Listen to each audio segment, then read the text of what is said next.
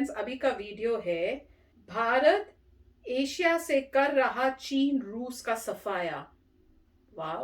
चलो देखते हैं न्यूज और पता करते हैं कैसे और कब हो रहा है ये।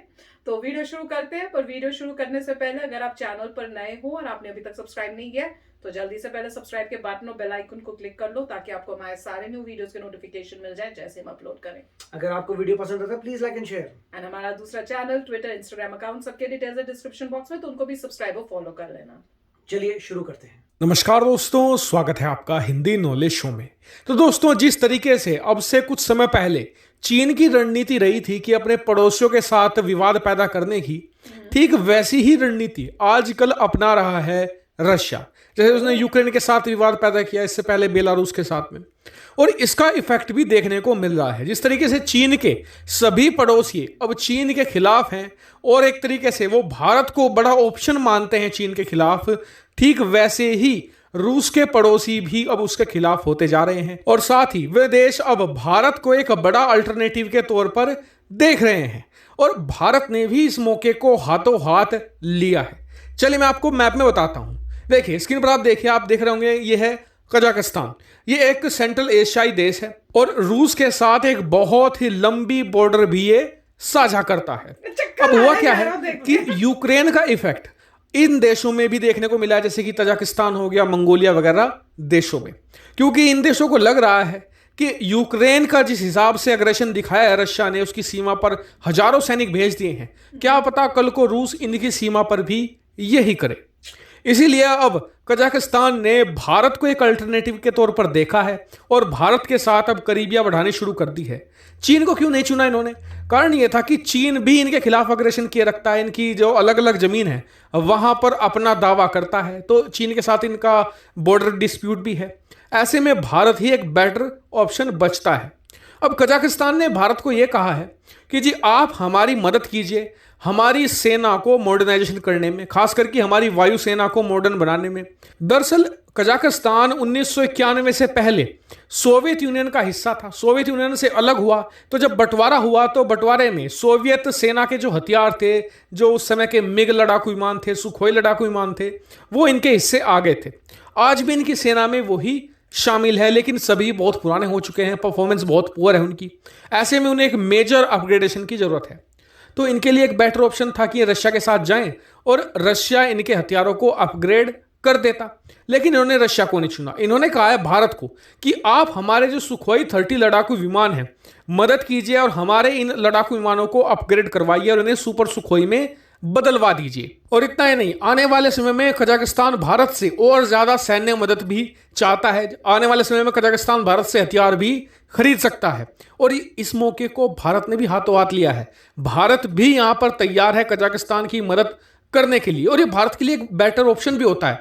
कल को मान लीजिए कि रशिया पाकिस्तान को या किसी और भारतीय पड़ोसी को ज्यादा खतरनाक हथियार बेचने लग जाए तो ऐसे में भारत के पास ऑप्शन रहेगा। एक तो हमारे पास यूक्रेन का पहले से ही है, कजाकिस्तान का एक और ऑप्शन हो जाएगा, जिस वजह से हम ही रशिया को कह सकेंगे कि जी अगर आपने पाकिस्तान को खतरनाक हथियार दिए तो फिर हमारे पास भी चारा नहीं बचेगा, हम भी आपके पड़ोसियों को खतरनाक हथियार सप्लाई करेंगे। और ऐसा नहीं कि यहां पर नुकसान सिर्फ रूस को हो रहा है, नुकसान होगा चीन को भी, क्योंकि चीन के भी बहुत ज्यादा इकोनॉमिक हित हैं इस समय कजाकिस्तान के अंदर। तो भारत ना सिर्फ हथियार के मोर्चे पर बल्कि इकोनॉमिक एक्टिविटी भी बहुत तेजी से बढ़ा रहा है। कजाकिस्तान के अंदर इन्वेस्टमेंट बहुत तेजी से कर रहा है।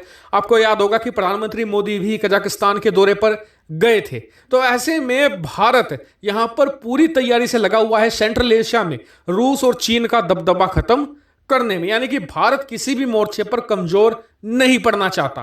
भारत हर हाल में 2030 से पहले पहले एशिया का किंग बनना चाहता है, एशिया की सबसे बड़ी सुपर पावर बनना चाहता है और इसीलिए भारत तैयारियों में जुट चुका है। तो अच्छा वीडियो था और इसमें अभी ये क्लियर नहीं हुआ कि कजाकिस्तान और रशिया में हुआ क्या है। उनका एरिया ले रहे हैं शायद। हाँ, तो इसके बारे में डिटेल चाहिए थे मुझे कि क्या लड़ाई झगड़ा हो रहा है, क्या हो रहा है। मगर स्ट्रैटेजिकली ये बात सही है कि रशिया जो है अगर देखें तो काफ़ी मतलब लड़ता रहता है अपने नेबर से। और जैसे एक हुआ क्राइमिया में भी हुआ था, काफ़ी जगहें हैं जहाँ पे उन लोगों ने कहा था कि हम एथनिकली रशियन हैं और हमें प्रॉब्लम आ रही है, तो रशिया ने अपने आर्म फोर्सेस भेजी और उस पूरे एरिया को अपनी कंट्री में कर लिया। और रशिया ऑब्वियसली एक समय पे कोल्ड वॉर में सुपर पावर था, तो उसे पता है कि कौन लड़ेगा। यूएस तो लड़ने नहीं वाला, अगर लड़ता भी यूएस तो दोनों का अगर इक्वल लॉस होने वाला है तो यूएस लड़ेगा नहीं, राइट। आप नॉर्मली किसी छोटे से लड़ सकते हैं, मगर जो आपके बराबर है उससे लड़ेंगे तो आपको भी लॉस होगा।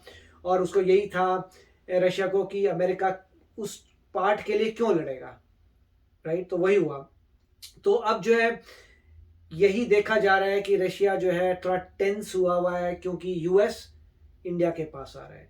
तो ऑफ कोर्स उसको वो कह रहा है कि भाई मैं इतने वेपन्स इंडिया को दिए हैं, अब सडनली इंडिया जो है यूएस के साथ जा रहा है, तो वहाँ तो पलटी पूरी बदल रही है।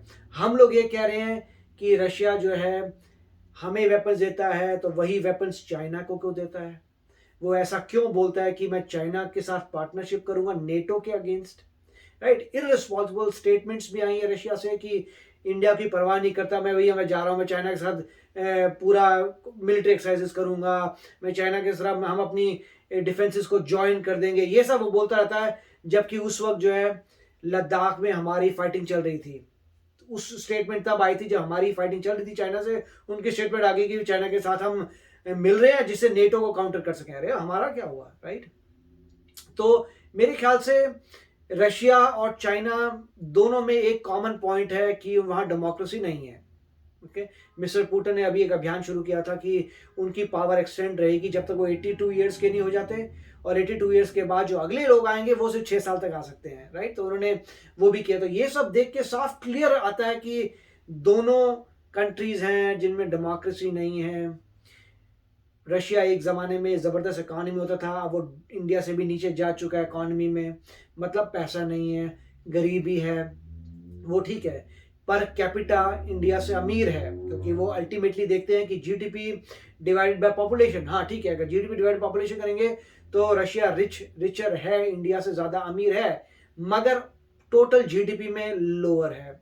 और इंडिया जैसे आगे बढ़ेगा इंडिया बीट कर देगा। ऑफकोर्स रशिया मेरे ख्याल से वर्ल्ड में largest country in the world है बाय लैंड साइज, ठीक है। लार्जेस्ट बहुत सर्द वर्द, हाँ वही है कि largest country in the world है, मगर मैं कहूँगा 3/4 जो है 3/4 लैंड तो पूरी ठंड में है, ज्यादा आप कुछ नहीं। हाँ ये रिसोर्सेज वगैरह हैं, क्योंकि लैंड ज्यादा है तो आपको मिनरल्स मिल सकते हैं, केमिकल्स मिल सकते हैं, मतलब ऑयल मिल सकता है, डिफरेंट चीजें आपको मिल सकती हैं, क्योंकि लैंड आपके बहुत ज्यादा है। आप लैंड में प्रैक्टिस कर सकते हैं, आप वहाँ पे कोई एक्सपेरिमेंट्स कर सकते हैं, आप कोई बॉम्बिंग की टेस्ट कर सकते हैं, 1000 चीजें आप कर सकते हैं। लैंड बहुत ज्यादा है, प्लस नेचुरल रिसोर्सेज हैं, पेड़ वहाँ पे उग रहे हैं, पर जो भी है लैंड की बहुत कीमत होती है, क्योंकि आप उसमें से बहुत कुछ एक्सट्रैक्ट कर सकते हैं।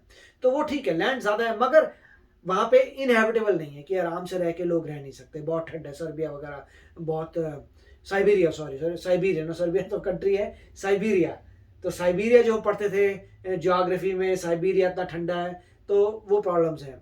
तो नेट रिजल्ट ये है कि रशिया अब जो है चाइना के साथ मिलेगा। मुझे तो लग रहा है डेफिनेटली चाइना के साथ मिलेगा, क्योंकि उसे काउंटर करना है यूएस और इंडिया को। तो बचा कौन? अगर यूएस इंडिया एक तरफ हो रहे तो बचा कौन? गेम में रशिया और चाइना ही बचा, और वो दोनों कम्युनिस्ट हैं, दोनों में डेमोक्रेसी नहीं। कम्युनिस्ट हैं बोले या ना बोले, क्योंकि टेक्निकली वो लोग कह सकते हैं हम कम्युनिस्ट नहीं है, तो मैं यही कहूंगा कि वो 100% डेमोक्रेसीज नहीं है। तो दोनों कंट्रीज डेमोक्रेसी नहीं है, तो आपस में मिल जाएंगी। अब तो इससे क्या है, मेरे ख्याल से सिचुएशन थोड़ी और टेंस हो गई है, तो पता चलेगा होता क्या। पहले था दोस्ती थी, अब दोस्ती। अब इतना सारा इक्विपमेंट जो इंडिया ने खरीद रखा है रशिया से, उसको कौन मेंटेन करेगा, राइट। काफी सारा इक्विपमेंट है जिसको अगर अगला बंदा बोल दे मेंटेन नहीं करता तो बड़ी प्रॉब्लम हो जाएगी, क्योंकि टेक्नोलॉजी इतनी ओपन नहीं है कि हम खुद मेंटेन कर सकें। तो मुझे जहां तक लगता है रशिया की जो सोफिस्टिकेटेड टेक्नोलॉजी है इंडिया खुद मेंटेन नहीं कर सकता।